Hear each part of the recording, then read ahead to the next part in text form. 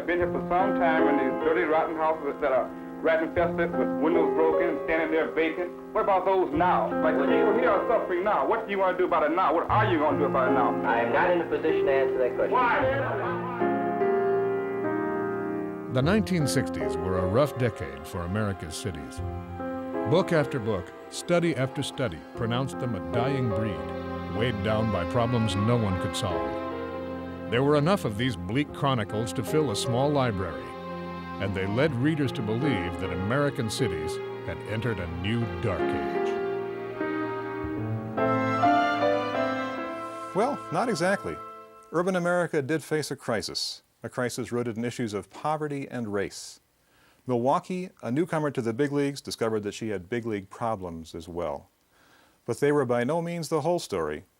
The years after 1960 were, as usual, a mixture of darkness and light. The period began with a changing of the political guard. When Mayor Frank Zeidler stepped down in 1960, Henry Meijer won the race to succeed him. Meijer was a leader of the state's resurgent Democratic Party, and he became one of the most paradoxical figures in Milwaukee's political history. The new mayor was a flamboyant orator, a skilled administrator, and a tireless advocate for the city he loved, particularly when seeking state and federal funds. We feel that the incumbent responsibility for aid and help and the alleviation of these problems rests on the shoulders of the governor of the state of Wisconsin, our governor. Meijer was also a notoriously thin-skinned politician with a penchant for bitter feuds. His bottomless scorn for the Milwaukee Journal lasted until his death.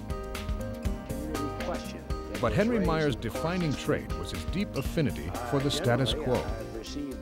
He kept the city on an even keel, and voters rewarded him with 28 consecutive years in office, one of the longest runs in American history.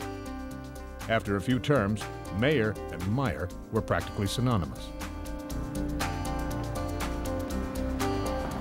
In 1960, the same year Mayor Meijer was elected, John Doyne became Milwaukee's first county executive. County government had become, over the decades, a sprawling empire of barely related domains: courts and corrections,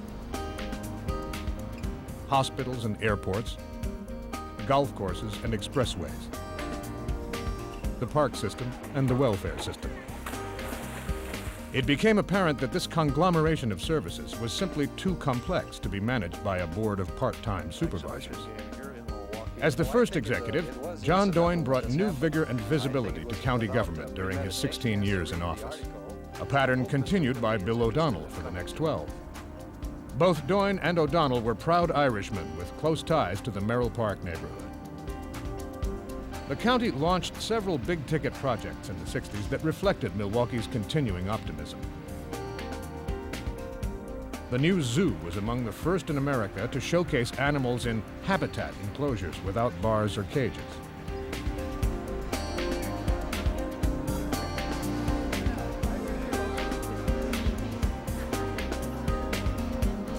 The Mitchell Park domes served as a sort of zoo for plants, with arid, tropical, and temperate displays that took visitors around the botanical globe. The new public museum, which became a county facility in 1976, earned national fame as an interpreter of natural and cultural history.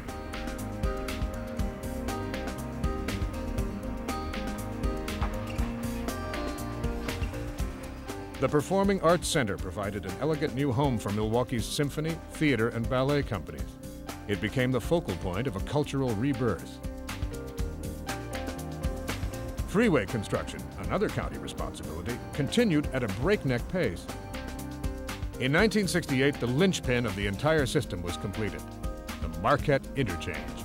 3.5 miles of concrete spaghetti piled in a mound that was visible from outer space. These landmarks of the 1960s were all signs of what most still considered forward progress. But there was a growing awareness that some things had been lost in the brave new world of the post-war years. The automobile had pushed older forms of transport to extinction. The last streetcar ran in 1958. Neighborhood shopping districts had become an endangered species. Central Milwaukee looked decidedly dingy. Anything old was temporarily out of fashion, and the city's built heritage was in peril. Photographer Lyle Oberweis chronicled this vanishing landscape. His images offer an eerie reflection of a lost Milwaukee.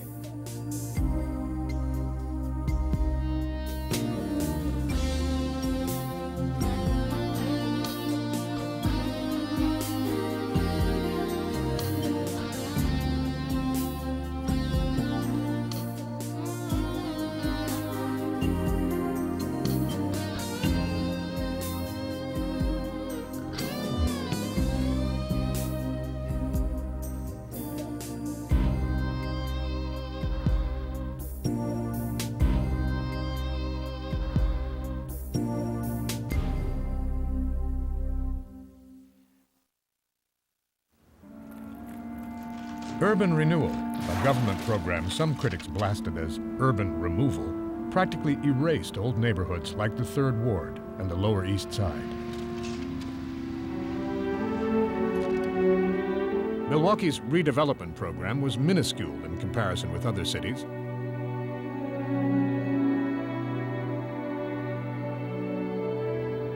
The freeway system claimed 10 times more land than urban renewal, particularly in the heart of town.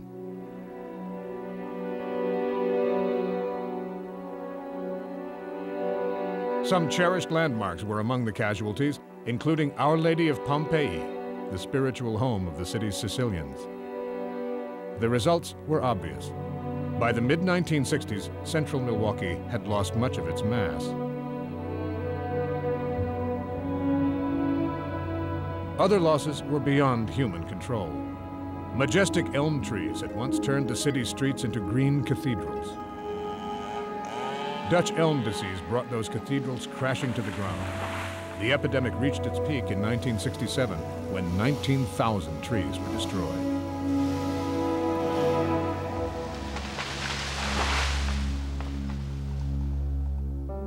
Another uninvited guest fouled the city's beaches. Alewives, an ocean fish that came west through the St. Lawrence Seaway, died off by the thousands in the 1960s. News from the world of sports caused an even greater stink.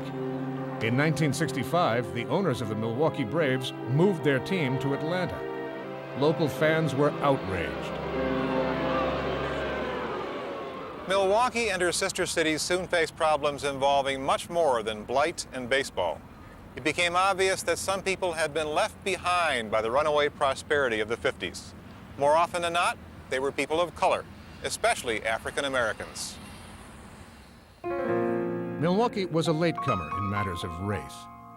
Although the African American community was planted well before the Civil War, blacks were a relatively minor minority, barely 2% of Milwaukee's population as late as 1945. The reason was Chicago. The Windy City had absorbed the major share of Southern blacks seeking work in the urban north. Milwaukee, lying squarely in Chicago's shadow, generally ranked last among large cities in its percentage of African Americans. That changed forever after World War II. As a booming economy attracted newcomers, the number of African Americans soared from 22,000 in 1950 to 105,000 in 1970. And from 3% of the city's population to 15%. Not since the Poles in the late 1800s, and the Germans even earlier, had there been such a huge influx of a single ethnic group. Like their predecessors, the African Americans reshaped the face of Milwaukee, and they did so with history-making speed. This distinctive community developed a distinctive set of institutions. As always, churches were symbols of hope and anchors of identity, and their numbers multiplied. North Side business leaders joined forces to strengthen the local economy. And athletic teams at North Division High School were cheered with wild enthusiasm.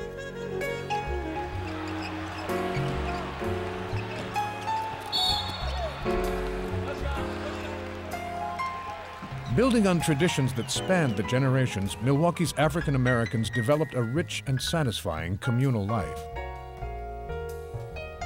Too often, however, they experienced both poverty and prejudice. Nearly every new arrival settled in a section of the North Side known as the Inner Core. Once German and then Jewish, the neighborhood was old before World War II, and it had not improved with age. Hillside Terrace, the city's first low-income housing project, offered some relief, but progress on the housing front was painfully slow. The newcomers also faced a sometimes hostile reception from older Milwaukeeans. Like the Yankees of the mid-1800s, many European ethnics struggled to accept the changing complexion of their city. As African Americans pushed into old German sections of the North Side, they met both resistance and resentment. White flight was a common response. In the 1960s and 70s, it was not unusual for a neighborhood to swing from 90% white to 90% black in a single decade. Conditions weren't much different in other northern cities, but three factors magnified Milwaukee's problems: the black community's late start, its rapid growth, and the entrenched attitudes of many whites. Milwaukee changed from a comfortably European city to a multicolored community in little more than 20 years. But how much had the city changed essentially? If other Milwaukeeans had tried harder to see the me in thee, they would have realized that most African Americans wanted just what they did: safe streets, solid homes, and sound futures for their children. New leaders emerged to bring that message home with unmistakable clarity. In 1956, Vel Phillips became the first African American and the first woman on Milwaukee's Common Council. She led a long and frustrating fight for an open housing ordinance that met stubborn opposition at every turn. I did try to, as I said, to appeal to a sense of justice, but it's quite apparent to me that the members of this honorable body, these cats are just too dumb to know when they have something going for them. It's bad enough to have to deal with a bigot, but when you got a dumb bigot.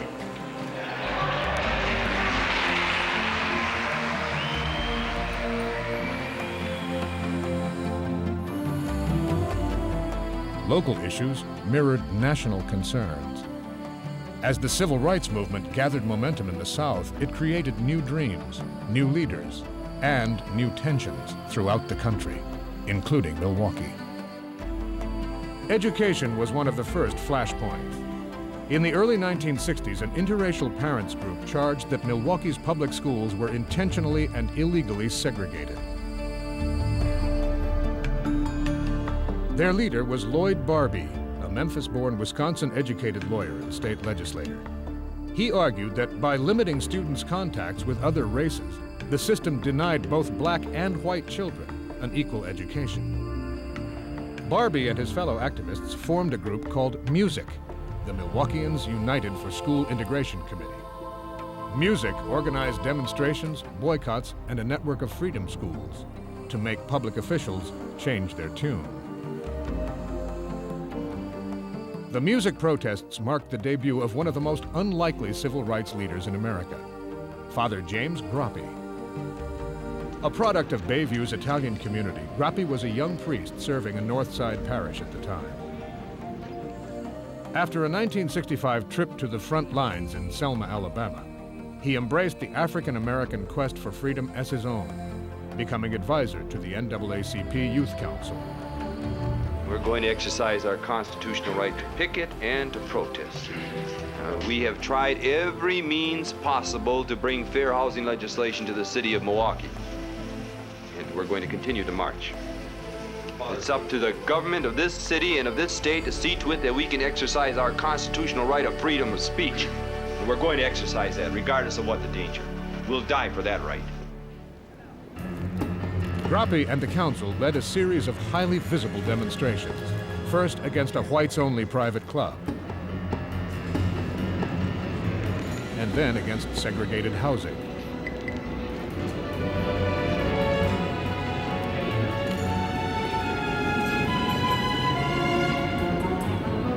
When the demonstrators targeted a working-class white section of the South Side, the response was particularly hateful.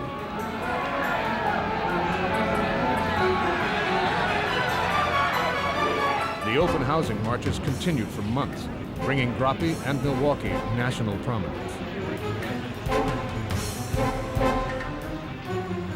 What I can't understand is where is the leadership in the white community? Well, for heaven's sake, apparently there isn't any leadership in the white community because those people are going to church every Sunday, and I can't understand how they can go to church where they're supposed to be learning the doctrine of Jesus Christ, which is love and brotherhood, and then come out there and call people niggers and black bastards, and wave that Confederate flag and chant, "We want slaves," and everything else.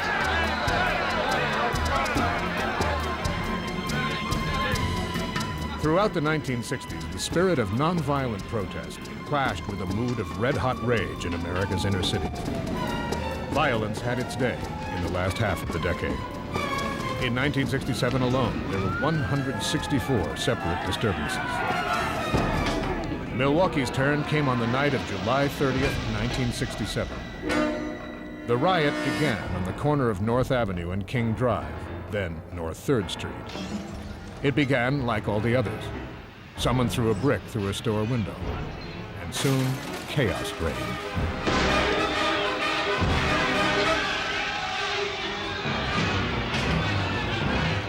Fires, looting, gunshots, and sirens broke the customary Sunday night silence.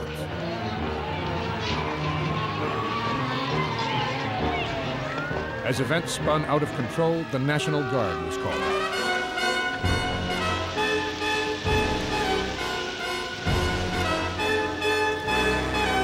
It was not until 3 a.m. that the streets were quiet again, and tensions remained high for days.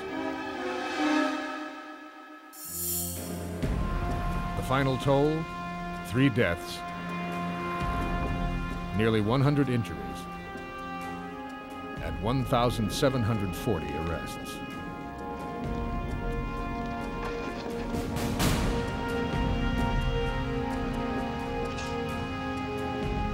The general area of the disorder was from State Street to Burleigh and from 1st Street to 5th Street. So, accordingly, Chief Breyer has sealed off that area. The police department is taking all necessary precautions. The National Guard will remain on duty as long as necessary. And if we should need more help, we will get it. So remain in your homes during the curfew hours, and please ignore loose talk, which in itself can incite new discord. The 1967 riot was a civic tragedy, but other cities experienced far worse violence. What set Milwaukee apart was the speed and scale of the official response. Mayor Henry Meyer and Police Chief Harold Breyer locked down the entire city, banning traffic, closing bars, and barricading freeways. Their actions certainly checked the spread of violence, but they also magnified the impact of the disturbance. Residents of the entire metropolis felt they were under siege, and high levels of fear were still evident months later. Henry Meyer's firm response earned him a landslide victory in the next election, but there were no real winners in 1967. The riot was a conflict without resolution. The inner city's problems remained, white flight continued, and the gap between the races widened. In a long view of local history, the 1967 riot was a distant echo of the 8-hour protests of 1886. Not since the Bayview tragedy had there been such deadly chaos in the streets.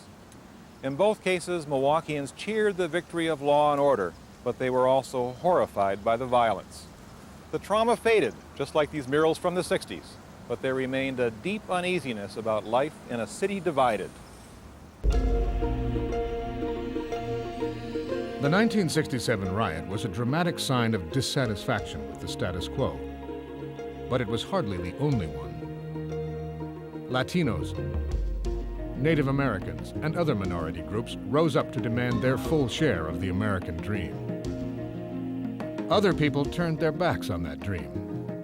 Young whites rejected their middle-class roots, at least temporarily, and developed a full-fledged counterculture. Its inward-looking dimension was obvious. 1967, the worst summer of urban unrest, was known in other circles as the Summer of Love. But the young people looked outward as well, usually with rage against the Vietnam War. In 1968, a group of protesters dubbed the Milwaukee 14 earned notoriety and jail time for burning draft records in a small downtown park. 5 of the 14 were Catholic priests. Jesus, his Son, our friend and our God, in union with the Holy Spirit, the Spirit that joins the Father and the Son together, and may he join us and keep us strong always and always. Amen. Amen. A distinct women's movement emerged from the shadow of the larger crusade.